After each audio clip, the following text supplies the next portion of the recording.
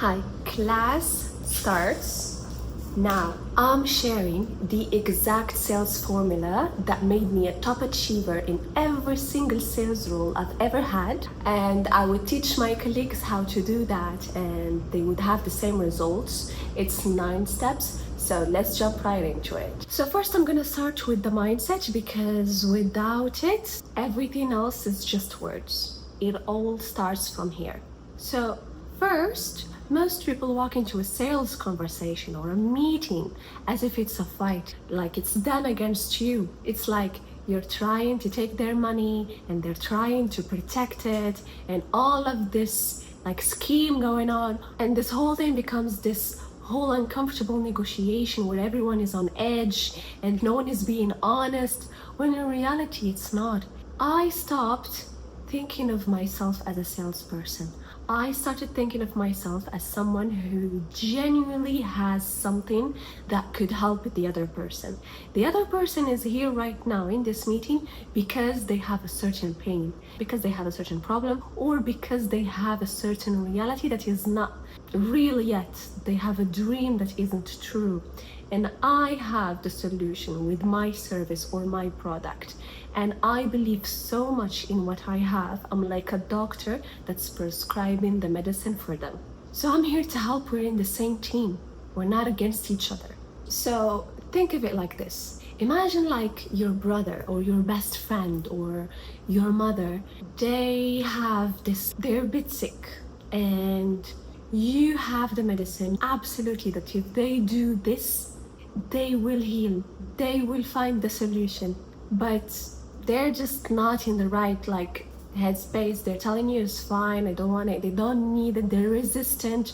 Would you have stopped at the first no, knowing that's the actual solution for them? No, you would explain it again, you would come back again, you would find another way to show them why it matters. And that's not just because you're being pushy. That's because you care and you believe in it. You believe in the product, you believe in the service, you believe in that solution. And eventually they will go through that solution that you proposed, because the more you try, they will feel that conviction and that energy will be transferred and they will do it. I've been there many times, and this is the energy that you need to bring into every single call. You're here to help, and you have so much conviction and belief in your product that it's unshakable, no matter what comes your way. Now, moving on to the formula, it's 9 steps. I'm going through each one of them with examples. I'm gonna try to make this short so that you wouldn't get bored, but let me know in the comments if you have any questions. I'm here to help. If you have any situations that you've been through that you couldn't manage, let me know and I will help you with that. Step 1 is build rapport. Now, this one is very important. It makes the whole difference, because the other person needs to know that first of all, you are not a robot, you are a human. Second of all, there has to be some sort of connection there. If they like you, it wouldn't really hurt you, would it? On the other side, if they really don't like you and there's no connection, that might hurt somehow. It's just the reality. We buy from the people we like. So build connection. Start with a hi, hello, how are you? Where are you calling from? Oh, I'm calling from this, I'm in Dubai, where are you calling from? Like maybe crack a joke, oh finally we get to have this meeting. Anything. Maybe they have a meeting and like you see some sort of a picture there, or maybe you see something interesting, or where you come from. Like you just wing it, just put your personality in there. Try to find something that you can connect over. For me, it's either like nationalities, because I'm here in Dubai, I get to meet different nationalities. So it's always interesting to talk about like the common areas about both of our nationalities, or I crack a joke about anything. And as cheesy as it is, I don't care. I think with the way I say it, I think it gives it a pass. But yeah, that's what I do. And it doesn't have to be long, specifically doesn't have to be long. Make it 90 seconds max, and then you say, okay, I would love to keep talking about this, but we have to go back to what we came here for, right? Which is business. And then we move to the next step, which is set the frame. So what do we mean by setting the frame? It's like giving the agenda. right? But there's something behind it, which is I need to show myself as I'm the one who is leading the meeting. And this is a step that a lot of people miss, which is why their meeting feels chaotic, and it happened to me. There's nothing worse than the other person taking control over your meeting. That should never happen. Big mistake. I'm in control. This is how the meeting is gonna go. You came to my meeting, it is my meeting. Not in an aggressive way, but in a respectful way. If you don't do this, the other person will be leading the meeting. And if the other person is leading the meeting, then you are reacting instead of guiding. Who is supposed to react, really? Who is supposed to be led on into the outcome, which is buying the service? Who?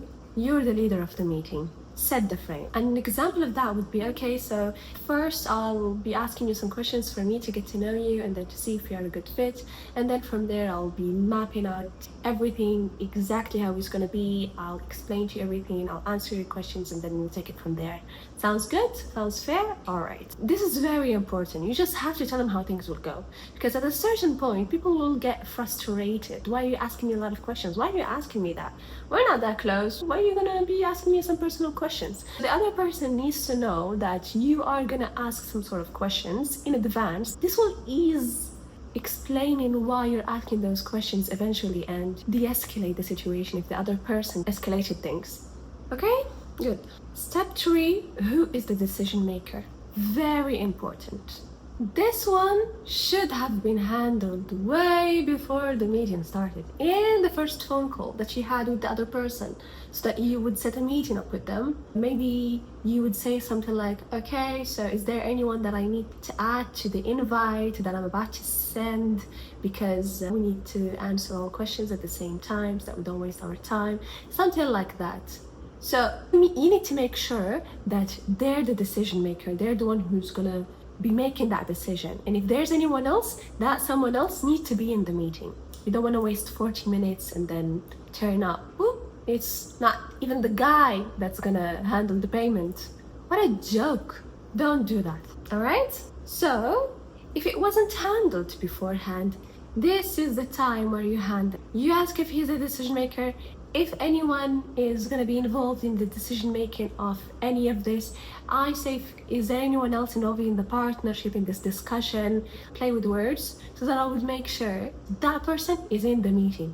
If he says it, I will stop the meeting. I will say, listen, I need to answer all questions at the same time. We need to have the presentation at the same time. So I want to make sure that the person is present. Is there any way we can invite that person to the meeting right now? And I wait. That person calls, are you available? Okay, he's joining. We wait. We crack some jokes. We laugh. I build a bit more rapport while we wait, because we don't want some awkward silence. If that person is not going to join, I literally, personally, my approach, I literally stop the meeting. I say, okay, then how about this other timing? I'm okay with that. All right, good. So I'm just going to run you quickly through, like, this is to show you some value, or maybe ask some questions for 5 minutes, and then I stop the meeting. The actual meeting is going to be when the actual decision maker is there. Good. Moving on. Step 4 is understanding their situation, their pain point, their desired outcome. So why are they here really? They're not really here for nothing, because they have nothing to do with their day, so they decided, oh, let me get into call, it's okay now. No, there's a reason behind it. And this is where the real conversation starts. And the dynamic of this conversation is one way. You ask questions, they answer. They ask a question, you ask a question back. They answer. You ask questions, they answer. Got it? Is it clear? I think it's clear. I think you understand me. I think you got me. It's like you're in a battle. Your weapon is questions. Your bullets are questions. They have their defense mechanism high, but one bullet will penetrate somehow and will show you a vulnerability that you can use eventually as a parameter in your pitch and in your objection handling and in your closing. You want the most amount of vulnerabilities as possible. I know I'm explaining this in a way that is aggressive, but I don't have any other way to explain it. How can I explain it in a fluffy Barbie way? What would be another analogy? I don't have any other Barbie analogy, really. I love Barbie. I'm all about pink. Don't get me wrong. No offense. No offense, Barbie. Oh my goodness. And especially, you listen more than you talk. Oh, here's another analogy. They're like an onion. They have a lot of layers. So the current situation is just showing you the outside layer, but you have to peel it in order to dig deeper. Then you get into the pain points. And then you dig deeper, you peel that layer from that onion, and then you get into the desired outcome. And then you peel some more, and you find the root of why he's here. If you have everything, all of this data, that's gonna help you close him.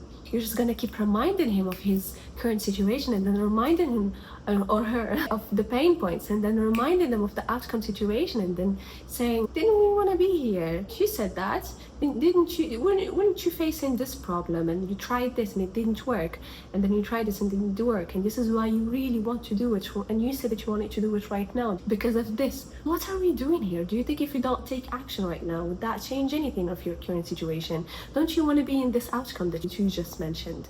We're not selling something that's gonna ruin their life. On the contrary, we are selling the miracle that's gonna change their life, whether it's gonna be skills, whether it's something that's gonna help them, skills, tools, service, something that's gonna bring help. We're good people, we're not bad people. Anyway, I'm gonna leave here a set of examples of questions, and I'm talking slow because I want you to see the questions at the same time. Questions that I could ask to understand their current situation, their pain points, and their desired outcome. Step 5, give them a summary with their own tongue. I'll explain what that means.